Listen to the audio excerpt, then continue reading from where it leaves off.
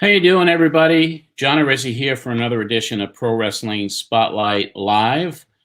Today is the 20th of February, 2021, and back here again for another show, which is going to be probably unlike any shows that we've done so far. Last week, we had David Sammartino, Bruno Sammartino's son, on, and that was interesting to hear David's story, and man, he sounded like his dad. I mean, he really did, but they were estranged, and which was very sad. I always revered Bruno Sammartino, as everybody here knows. And David was somebody that I had interviewed back in the day, and good friend of Don Liable. So it was a really good show last week to hear David's perspective of what he was doing. This show is going to be a little bit different. I mean, it's going to be kind of sad in another way because we I'll talk about it when we get into it, but pretty much everybody knows that the unfortunate and untimely death of Tom Cole took place last week, and we're going to bring on Jamie Hemmings from SlamWrestling.net, and also with us is going to be Tom's brother Lee. So we'll get to that in a little bit. I first and foremost want to bring on my nephew Dominic, who's going to be monitoring the comments today, and always looking at all the different people from around the world really watching us. So Dominic, how you doing? I'm doing okay. It's good to be back. Yeah, I haven't talked to you in a while. Hope everything is good. What's going on with the weather up there in that big crazy city of New York? The weather it's been snowing constantly, but I think it's finally stopping, which is good. Yeah, it's been snowing. You've had so much snow. Yeah, it's been snowing nonstop, just ice storms, and it's just been cold, and the weather's just been horrible. Yeah, we got hit hard here too over the last week, and like Demolition Derby, we had 6 to 8 inches of snow and ice, and they don't have the infrastructure here with snow plows and the sand trucks and all of that stuff. So it's been nuts. I've been in the house. We just got a postal delivery today for the first time in 5 days. Oh, wow. Yeah, the post office is supposed to deliver anytime. But I see you wearing your Mets cap. I am. I look forward to coming back up there in March and hopefully going on our annual sabbatical down to see the Mets in spring training. It's definitely going to be a different type of spring training. There's only going to be a limited amount of people out in the ballpark, but it'll be good to see sports in person again. Yep. And also, I'll be bringing up something for you, a little gift. Here it is. Wow, there it is. The book, I got the first printing of the book. Matt Memories comes out officially on April the 6th. So excited about that. I'll be doing a personal appearance at the Wrestling Universe on April the 3rd with Jack, our friend over there. So it should be fun. I'm looking forward to it. I've read, I guess the first rough draft of it. I haven't read it with all the revisions and the updated version, so I can't wait to get my hands on it. Changed somewhat, I had a little special little tribute to you in there that you didn't know about, so that'll be surprising to see. Oh, I can't wait. Thank you. There you go. But, monitor the comments today. Of course. Don't let anybody get too crazy out there, and like you do each and every week. But we're happy to see everybody joining us from everywhere. We'll talk to you in a bit, Dominic. Sounds good. Thank you. Good to see you again, my friend. Sounds good. Okay, love you. Dominic DiBiase, no relation to Ted, my nephew. So I haven't talked to him in a while. He works every day, and, he's got a busy life up there in New York. But also, as we do each and every week, we bring Alex Robertson from SlamWrestling.net with the news. Hi. Still got the Macho Man shirt up there? Yep, still well and alive, right behind me. I didn't wear purple today, Come on, John. We're gonna have to do this every week. You're gonna have to think to wear purple every week now. Yeah. But hope things are getting better up there. Each week seems to be getting a little bit better on the COVID side, right? Yeah, I mean, things are looking up so far. And the weather, thankfully, hasn't been treacherous like it has been in some parts of the States. So I guess we can consider ourselves lucky. Yeah. And we're getting it's getting a little bit better here too. I'm getting closer and closer to the day I can get the vaccination, as soon as they put me in that next category. And I'm going to be trying to get one as soon as I can. think like everybody should, but that's my personal opinion. But anyway, wrestling continues. There's news coming up. We have a pay-per-view tomorrow night, and we have all kinds of stuff going on. And we have also a good friend of mine who was hospitalized, and now he's out. So why don't you take it away and let us know what's going on with all the stuff that you got to cover tonight? Yeah, so I'll work backwards. We'll start with tomorrow night. Elimination Chamber is happening, WWE. And it was a little bit of an interesting week for them. They had their original card, and from what I could see throughout the week, it was staying the same, and then it had to be changed. Why did it have to be changed?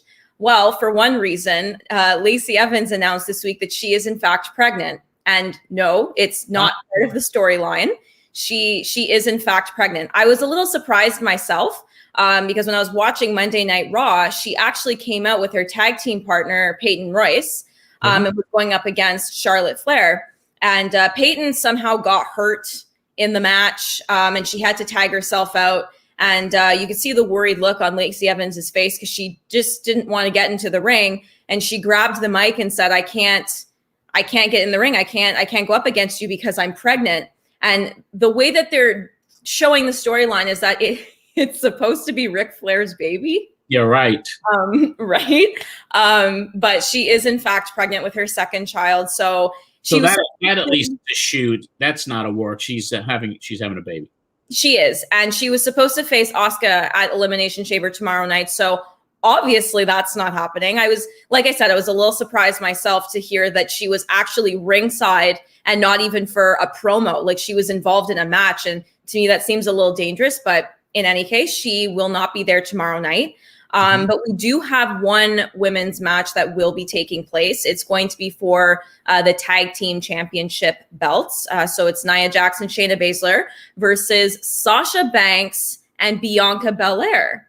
So that should be an interesting matchup. I mean, you have the tag team champions, which of course have been, reigning over the last little while, but Sasha Banks and Bianca Belair are no easy fight whatsoever. They're two very powerhouse girls on their own. So I think them teaming up together is just, it's going to be quite something to watch. And the other interesting thing we know about Elimination Chamber is that the WWE champion, Drew McIntyre, has to defend his title at Elimination Chamber, but Roman Reigns does not because Paul Heyman found a loophole. So, but he doesn't get a night off, however. Roman Reigns will face the SmackDown winner of the Elimination Chamber. Right then and there. Yeah. Okay. Yeah. So it's not a lengthy card. There's only about 5 matches. So I'm not really sure what's going to come out of it. It's kind of a so-so card for me. I mean, I'm very surprised that I think all champions, men and women, tag team, singles, they should all have to put their titles on a line at pay-per-views. I'm just kind of old-fashioned in that way. And the fact that that's not happening is a little bit of a surprise, but it is what it is. Yeah, so this is the last one before WrestleMania. Is that correct? No, I believe they announced a little while ago that Fastlane is coming back. Oh, one more. Wow. So there's one more. Yeah, so probably in March sometime. Okay, what else? Yeah. So as you mentioned, we did hear this week that Conan was hospitalized because he had another issue with his kidneys. And we weren't really sure for a little bit what was going on, but I was happy to hear that on Friday he was released from the hospital. So I'm hoping that means that things are getting better, and hopefully it was just a minor scare and like this won't happen again, but nice to see he's going home and that he's for now safe and sound. Yeah, I mean, he had kidney problems in the past, I believe, if I'm not mistaken. Either lost a kidney or had a transplant back then. And when I heard that he was in a hospital, and reports initially were it was pretty serious, and I heard from his producer Joe Feeney from Keeping It 100 with Conan, that podcast that I enjoy. I'm glad to see that he's out of the hospital, resting up, and he's a good man. I mean, I've known him for so long, and I love the guy. He's just a legend and a dear, dear friend of mine. So I'm happy that he's out and recovering. Definitely. And I think somebody who needs a little bit more recovery, probably from their company, is Sammy Guevara. I mean, we heard not that long ago anyway, during the Speaking Out movement, he was part of that for things that he said against Sasha Banks. And AEW kind of let him cool it for a little bit. They took him off TV. Right.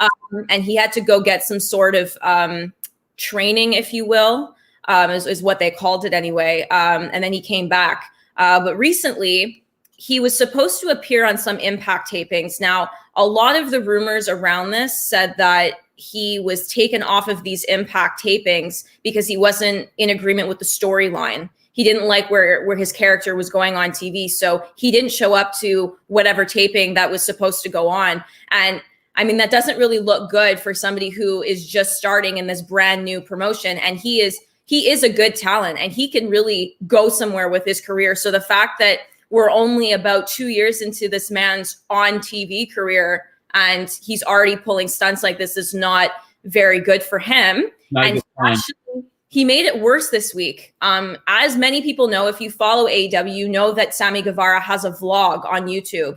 And he posted one of his videos this week, and he actually kind of made fun of the rumors that were being spread, rumors that were being spread about him on social media. He was saying he was lying in the snow, making snow angels because he had so much heat from the internet. And whoever was filming him said, well, you shouldn't believe everything that's on the internet about you. Doesn't make it all true. And he was kind of playing dumb about it.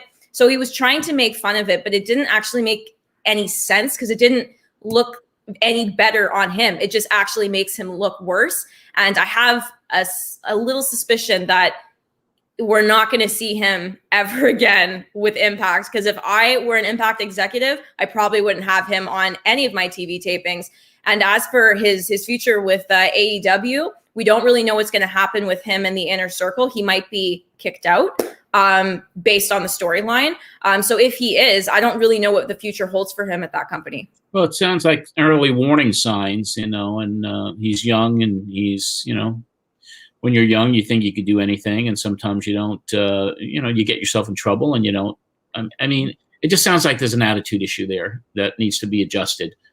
Yeah, I mean, and you know what? He's young, and a lot of people may say he's young, he's just getting his footing. But if you're going to step into an industry like wrestling, you have to be literally prepared for anything. And your career and your reputation in this business can either make you or break you. So very true. Yeah. So hopefully this is the last of the crap, if you will, that we see from him. But like I said, we'll have to see going forward. Yep, absolutely. But keep us updated on that. Yes, definitely. And one thing actually that I wanted to update you about, and we talked about this a lot, was this third-party business with WWE and how Vince McMahon was saying, no more, we're not going to have this anymore. He's actually now issuing warnings to his superstars that have third-party accounts. So the warnings are only coming now. We heard about this months ago, and now he's only issuing warnings. So first comes a warning, then comes a suspension. And then if they don't get rid of their accounts after the second warning, then they will be terminated. So that is the update with that. We don't know of any superstars in particular that were warned about getting rid of their third-party accounts. So I'm going to have to wait and see what comes out on that. Although I don't know that they would release any names unless somebody gets fired. So we know that hasn't happened yet. So that's the latest update with that situation anyway. Thank you for that. Yeah, that update. Yeah. And lastly, one thing that I am following for Slam Wrestling is the AEW Women's World Championship Eliminator Tournament, which is very exciting. We have a Japanese bracket and then we have the US bracket. And this past Monday on AEW's YouTube channel, we actually saw the first round of the Japanese side. And I've watched Japanese wrestling, and if anybody has not, you probably should, because it's very entertaining. Oh, yeah. It's a very different style from anything that you would ever see from the US side anyway, on the US bracket. And these women are incredible. And I'm telling you, whoever comes out the winner on that side, Hikaru Shida, I mean, she's used to it, so she'll probably be anticipating anything at this point. But she's going to be in for some stiff competition because these girls are acrobatic. They're hard hitting. They have moves that I have never seen before and just come up with out of the blue. But it was a really nice change to see that. And I was following it again on Wednesday night when we had Serena Deeb versus Riho. And again, those are two very different styles. We have the Japanese style, and then we have this American hard-hitting style, and the two of them combined and clashed. It was quite something to watch. It was a 20-minute fight, and they had to be warned, 10 minutes left, 5 minutes left, and they just kept going. So I know that we're going to see the big main event is going to happen at Revolution on March 7th. So we're gearing up for that. But so far, I'm really liking what I'm seeing. Yeah, I always was a proponent of not only women's wrestling, but certainly Japanese women's wrestling. I loved All Japan Women Wrestling from years ago, and I used to watch. I just think they're incredible. The athletes are incredible. I haven't seen this, so they're probably even better than they were 30 years ago. Yeah, well, we definitely also have on that side, there's the younger girls that come in that are closer to their early 20s, but then you have some of the veterans that come in and they're going head to head with basically their mentors, which is insane to me. Yeah. So it's quite cool to watch it. So yeah, if you haven't checked it out, you can check it out on YouTube. It's there. And you can follow it every week, just as I'm doing, but I will be posting the results after March 7th when all this concludes. Excellent. Well, I certainly appreciate your time. Alex Robertson, SlamWrestling.net. What an incredible website and what incredible journalists work for them, and you're one of them. So we'll speak to you next Saturday, Alex. Yep. Take care, John. Thank you. Alex Robertson, SlamWrestling.net, and we appreciate her and Greg Oliver and their entire team, and we'll be bringing on another one of their team members in a couple of minutes here. But I wanted to just introduce this next segment, which for me it's really difficult. Last week when I did this show, I had just found out that the night before Tom Cole had committed suicide. I knew Tom Cole 28 years. I mean, Tom was the key accuser in the WWF Ring Boy scandal, and that's how I got familiar with him. And I always believed him years ago. Got myself in some trouble sometimes, a lot of times actually. But because I knew the main person who he accused, Mel Phillips. I knew Mel when I was a kid. And I don't want to go into a lot of details here. All I could say is that by the grace of God, I didn't have to endure or go through what Tom did.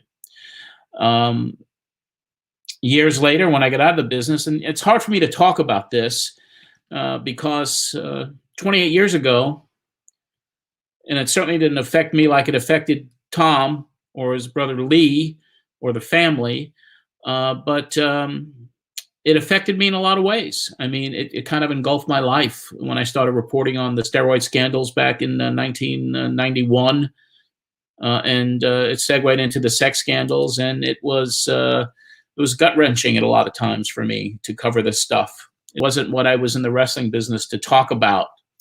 So even bringing it up today, I feel like I'm in a time warp that went back 30 years now. And so it is difficult for me to talk about it. And the reason it's even a little bit more personal these days is that when I got back into the wrestling business to start my podcast and started my Facebook page, and one of the first people that friend requested me was Tom. And I had not heard or talked to him in all those years. So when he reached out to me to friend request me on Facebook, I gladly accepted, and we had some pleasantries between us. And he listened to my show, and it was cool. I was glad that he had gone on with his life and things were good for him, I thought. In October of 2020, I had been reached out to by a company that wanted to do a story. And they asked me to reach out to Tom to see if he would talk about what happened all those years ago. And I texted him October the 13th of 2020 and just saying, listen, I'm being asked to do this by a third party, and I assume you're going to say no, and I won't be offended if it's a flat no." It was right around the time of his birthday, actually. And he texted right a few minutes later. I was in the shower, actually, after I sent the text, and then boom, I was getting my day done, and I didn't think I would hear back from him, but text came in, and it was from him, and he was like, "You were one of the only people that treated me with dignity and respect, and of course, I'm not offended, and I will talk to you, and here's my phone number." And he goes, "I'll talk to you and only you." I didn't get back to him right away, and I texted him and said, "Let's chat." 4:00, whatever it was. I was trying to get an appointment with him, and I never heard from him again. I texted him a few times and never heard back. So that's why when I got the news last week, I really didn't know I couldn't bring it up. I had just found out. I didn't know all the details. And then later on, I'll bring Jamie on now. She covered the story, and she wrote a couple of incredible pieces on it. On SlamWrestling. So I'm going to bring Jamie on now.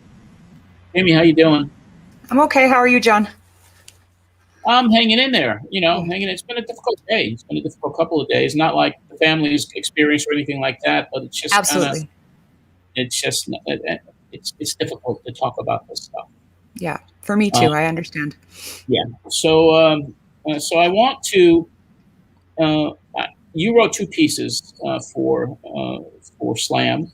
And you covered not only the news that Lee posted, and I'll bring Lee on in a second here, but also you wrote a very heart-moving piece on the funeral.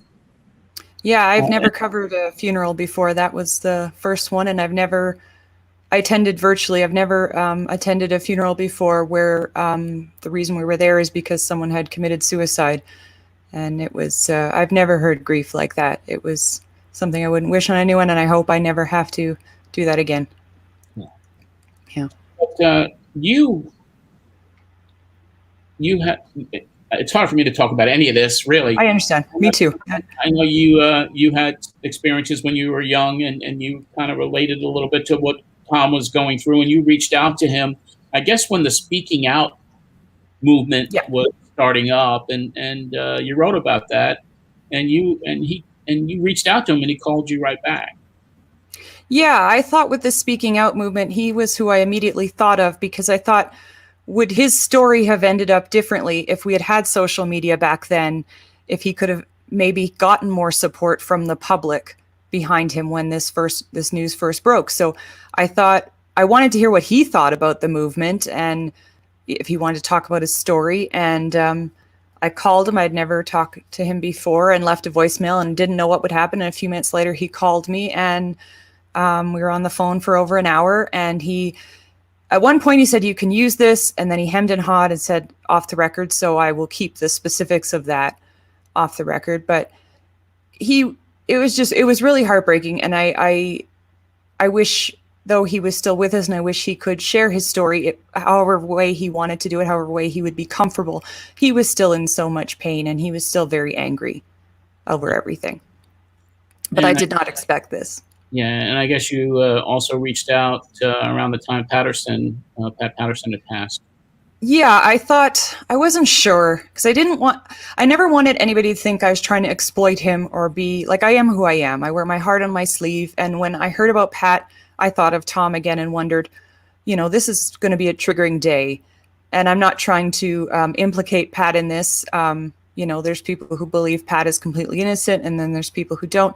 I'm undecided, but I just thought I'd check in with Tom. And it was very troubling. He texted back immediately, and he was very angry, and he was, saying things that, he didn't like, that people were holding Pat up like he was a saint and all these tributes and that. So that was troubling to hear. And you have to sit there and go, okay, what is Pat's role in this? Like, and I say I'm undecided, but it made me pause for a bit and have to think a lot about it. And then you're having a cup of coffee. That was on the Saturday. Yep. And then you get I saw Lee's post, and I don't remember much of Saturday, and I apologize to Slam readers because, we like to get stories out right away, but I couldn't write it. I wrote it Sunday, and I feel terrible that I couldn't write something Saturday for Tom, but I just couldn't do it. And I had your show. We had talked about that for 2 weeks doing that. I kind of started being more with it closer to your show, but I just remember smiling on your show. I probably look like a Cheshire cat because you just keep smiling. Like it was so I had surreal. no idea until I read your piece and, and the fact that you did my show last week and this was hanging over your head too. I mean, it was a tough week, but the person, part of the family who endured all of this over the years, and his brother Lee. I'm going to bring Lee on now. Lee, there you are. Hey, Lee. How you doing? I'm doing okay. Let me just fix the screen here. I want to first and foremost give my condolences to you, your family, Tom's wife, his kids. I appreciate you even willing to come on with us here today. You had much more extensive conversations with Jamie, I guess, over the last week or so. You broke the news on Twitter when it happened, and it kind of shocked and brought back this incredible, difficult story for everyone to look at, and it's very difficult. So I thank you for coming on here, Lee. Of course.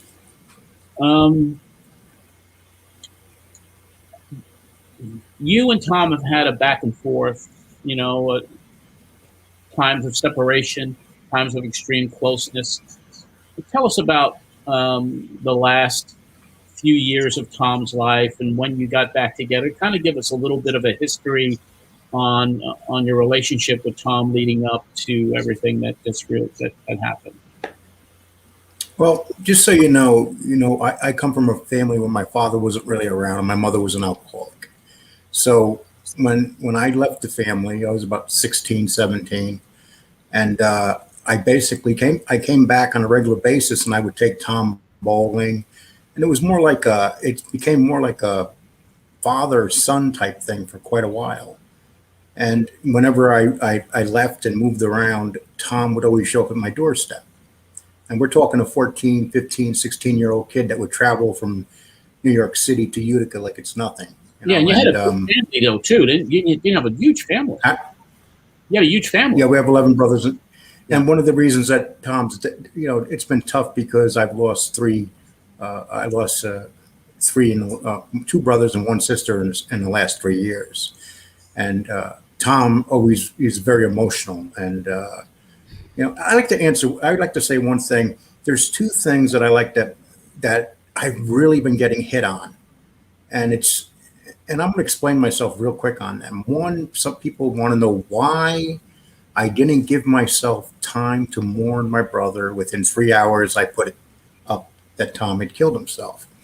And first of all, my last conversation with Tom was, he told me, point blank, Lee, and he always said this to me every conversation, if anything happens to me, please let them know what they did to me. And I would always say to him, well, the years have gone on. We only got so much. I don't think anything's going to happen. And so, but I promised him I would. And one thing I learned over the years is when something like this happens, you don't wait a week. Because if you wait a week, it's a dead story, especially with the WWE.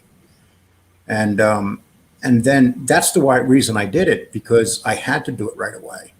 Just so it had a bigger impact in the first 3 hours than if I waited a couple of days.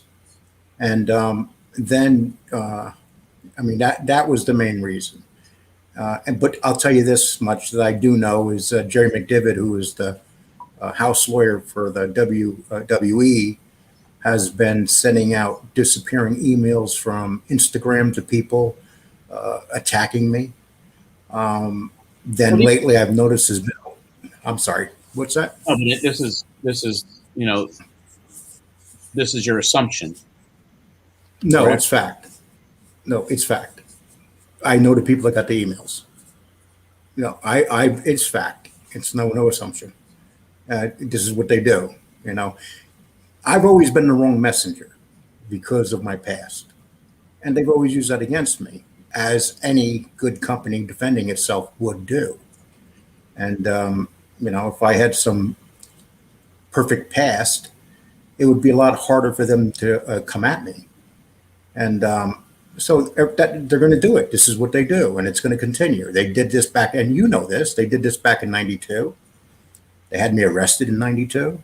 They had my best friend arrest me, and you know that whole story. And if they could arrest me now, they would find a way. But unfortunately, they can't arrest me now because that's my life is pretty solid right now. And but no, it is started, and I got some with the emams. Let's heard it from about your relationship 3 people too. I mean, there's a lot of stuff. I mean, you have obviously your concerns. There is obviously this whole story from all these years ago is now brought back to light, and it was messy then, and it would be messy now. Yep. But I mean, to pay tribute to your brother, I mean, as a human, as a good soul, as somebody that was not dealt the best deck of cards because of everything that happened to him. Your relationship with him was key in his life. I mean, you're his big brother. So, I mean, reaching out to, say he kind of idolized you in a way growing up, and there he was at your doorstep and traveling to see you. And so you've had a relationship with him that sometimes was very, very, very, very close, and other times it was estranged. But let's concentrate. My relationship only became estranged with Tom when this whole thing was involved somewhere. Any other time, we never had no estranged relationship, and it's unfortunate.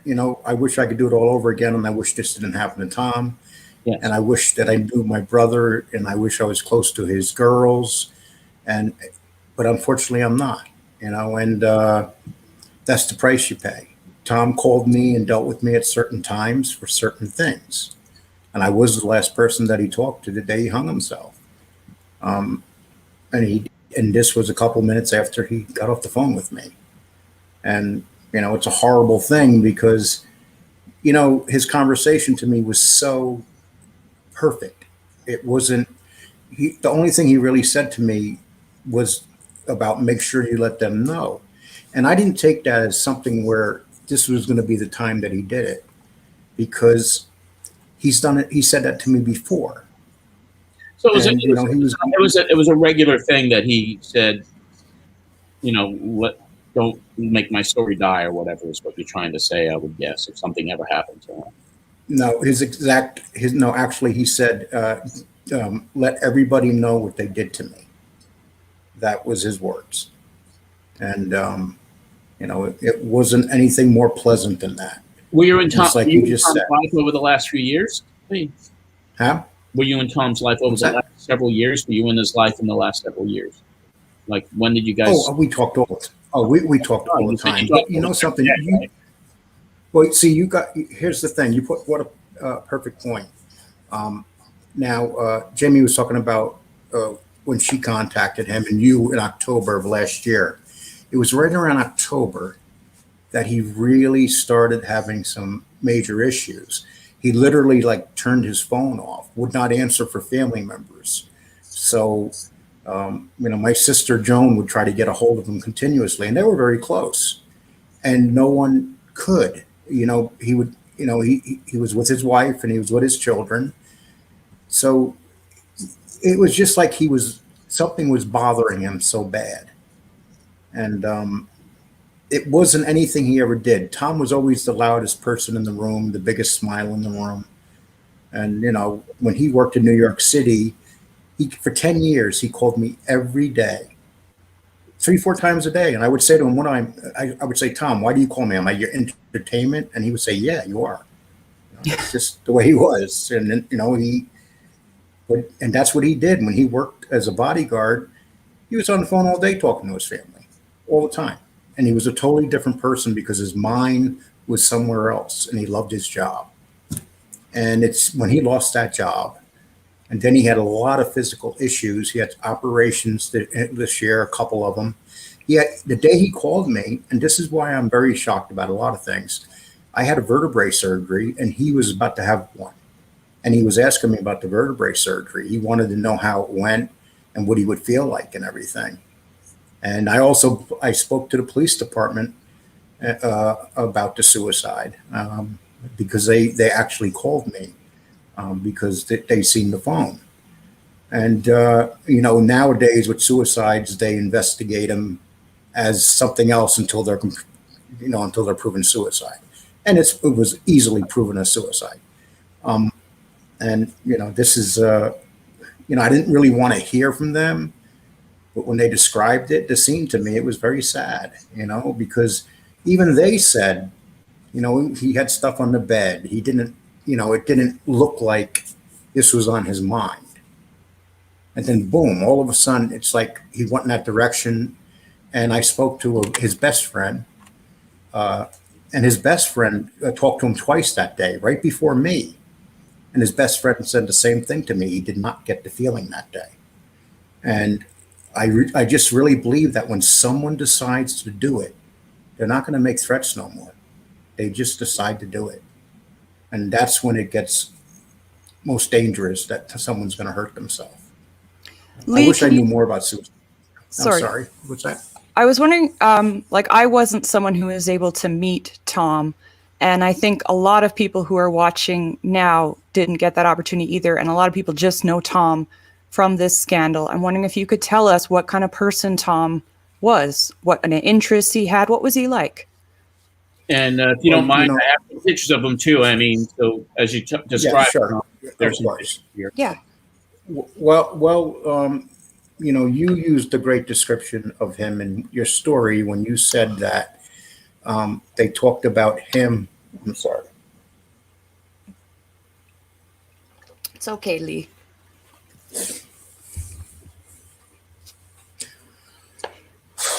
They talked about him. He was a great father. Yeah. His daughter at the funeral in her speech said, my dad was made to be a father. That's the one thing that he did very well. Yeah, she said that's why he was put on this earth. Yeah. Yeah. Yep. And, it's kind of a funny thing because anybody that knew Tom growing up, Tom was a street kid. Tom grew up in the streets of Yonkers and he ran with a very rough crowd. And he was a rough kid, but at the same time, besides being a rough kid, he was a very sensitive kid. And then he became a very sensitive man. He was just, when he came to, when I worked down in New York City, he would literally come visit me and we would go to movie theaters. We'd spend a whole day in the movie theaters, and we'd do that for a day or two. And he would stay over and he would say, let's go to this movie. Let's go to this movie. And he would just go to the movies. He loved entertainment, and those are the things I remember most about him. And then I went through a very rough patch of my life and he at that time was doing well. So, it was like he became the big brother all of a sudden. He was like, Lee, what are you doing? Come on, this is ridiculous. And he was the one that was the stable one, very stable. I was stable for him when we were kids. And when he became a father, I just was shocked. I was absolutely shocked because Tom had so many girlfriends when he was, I can't even tell you, he was an extremely handsome man. And he knew it. And, he was just, I'll give you an example. I remember he had some bills in his car and he always paid his bills 30 days late. And his wife used to the one woman he married would find his bills and start yelling at him. You got to be more responsible. And he would say to her, they're not late. They're 30 days late. They're not late until they hit the 60-day mark. That's when they put them on your credit. So, that's was his philosophy, because he grew up in a family that barely survived. And, bills were never paid in my family when my mother and father, they tried. One parent really tried, and they just couldn't make ends meet. And it's when you have 11 children and you have a very small income coming in, it's almost impossible. And people have to remember, this is what Mel looked for. He looked for the kid from the really broken family. And basically they would, go through all these kids. And then there would be that one kid they keep. And then there would be two. And it was always the better looking ones that had some charisma. And that was Tom, Can you tell the Christmas tree story about the Christmas tree picture you put on Twitter? Oh, which one is that? I'm sorry. You put a picture of Tom with his daughters, and because he went out and got a Christmas tree. But you told me why that was important. Well, that's, we grew up without Christmas trees. We were lucky if we had gifts. So, it meant so much for him to go out and get a tree with his daughters that it became part of a regular thing with him and his daughters, and they would go, and that one picture of him just happened to be snowing that day. And it was just a really good day for him to do it. And, that, and his oldest daughter and him had like a unbelievable bond, from what I understand. And that's just who he was. He wanted to live the life that he couldn't live as a child. He did not want his daughters to ever wind up like us as children. That was the most important thing. He did not want that. Yeah. We have a few questions coming in. There is one. I think we already know the answer. I'm going to post it. Has anyone from WWE reached out to Lee or anyone in Tom's family to offer condolences? Absolutely not. And this is one of the things I was talking about when Tom originally did the lawsuit. One of the agreements they made, Tom wanted them to start a foundation for sexually abused children, and Linda McMahon promised them she would. But of course, that never happened. There's so many ways that they can make this better. And, just so people know, I use the word, I will do everything legally to go after Vince McMahon and let people know. When I said the word legally, it did not mean lawsuit. It meant I would not break the law and going after them, because they want me to break the law. They want me to call them up and say, hey, you want me to stop here? This is what they want me to do. And I can guarantee everything. There will never be a lawsuit on this. There will never be any type of offers of anything. I would never ask for nothing.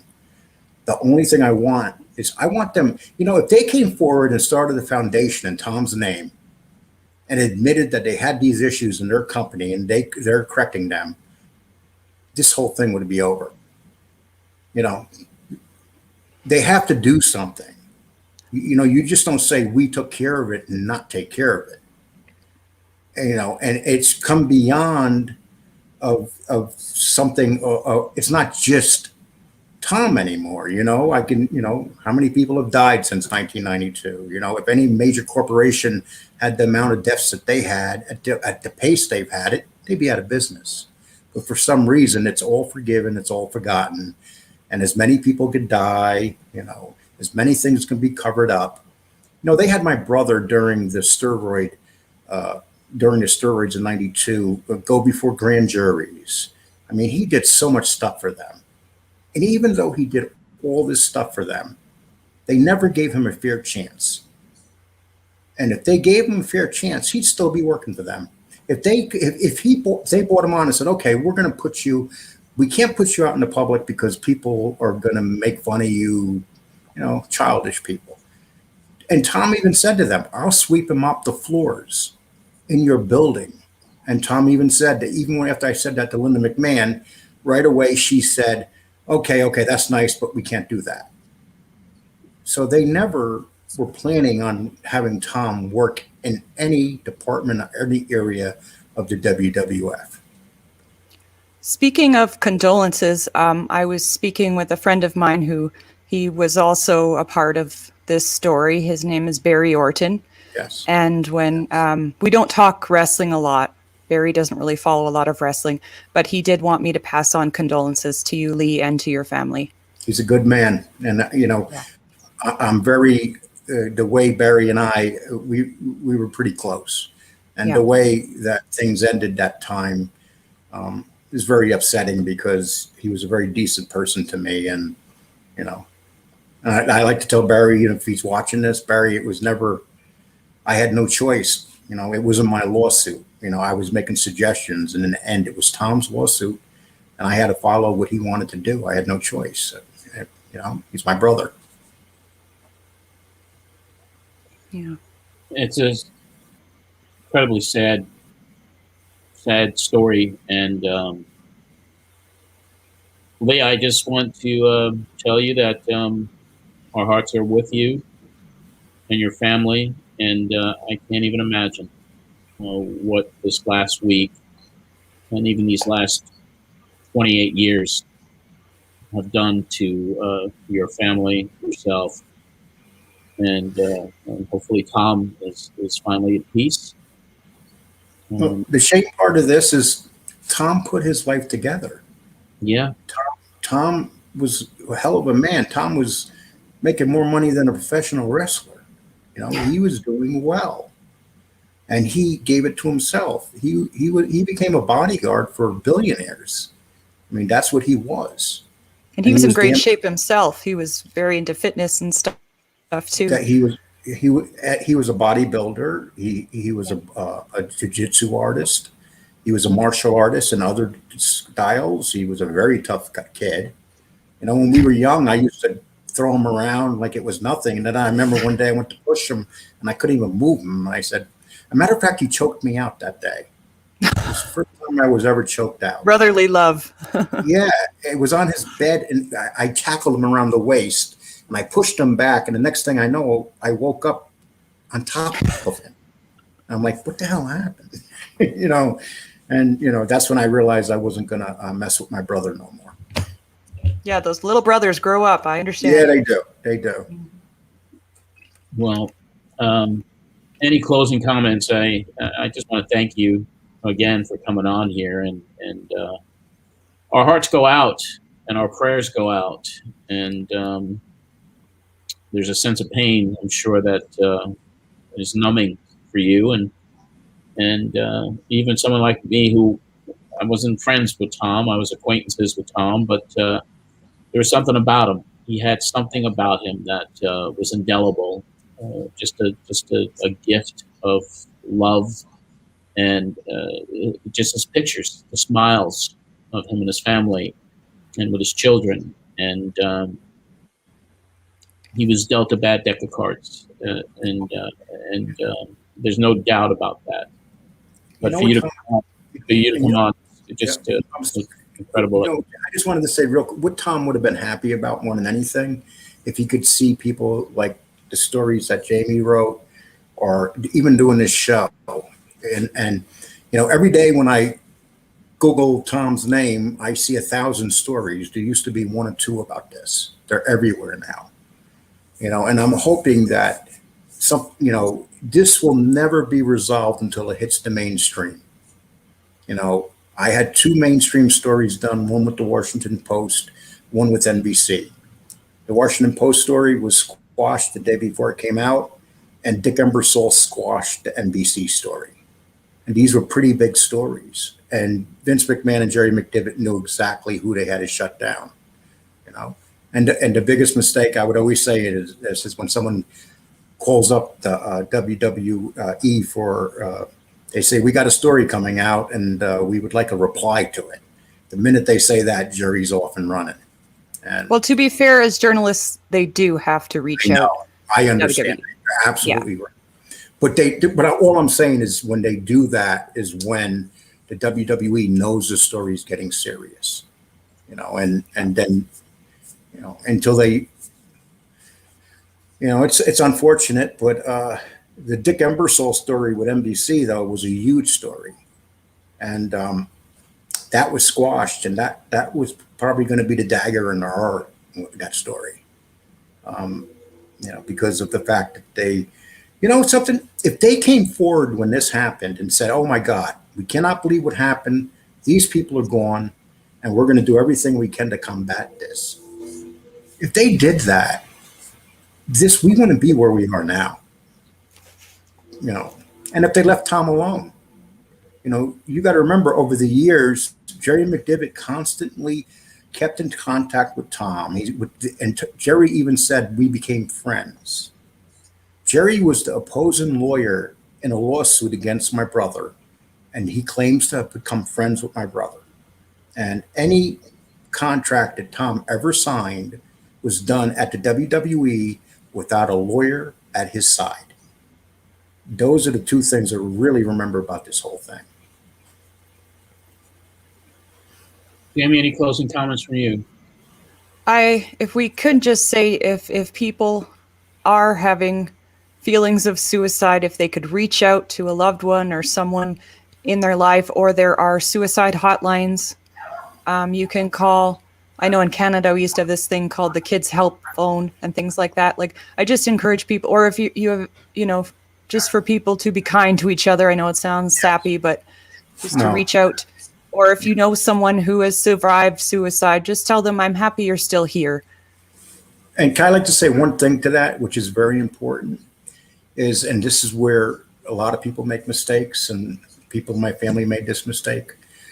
When people say they're going to commit suicide and it's a continuous thing, don't let your guard down when they're saying it. Just because, they cried wolf one time doesn't mean they're going to cry wolf again. And that was kind of the case here. And, it's sad. A lot of people don't want the pressure on them of, having to deal with other person's sadness, and because it affects your life. And I'll give you, this is what happened to me when Tom kept calling me and telling me continuously that he didn't want to live. It got to the point where I said to Tom, Tom, I can't do this. You're calling me and you're affecting my life. I said, you have to work on this. You have to do something about this.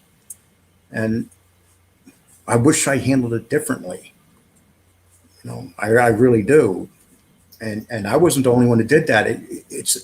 It hurts everybody. It's emotional on everybody involved. But if I could do it all over again, I wouldn't care about my emotions. I would just keep on pushing and trying to help them. Well, as Jamie said, and I mean, watch for signals and always be there to talk.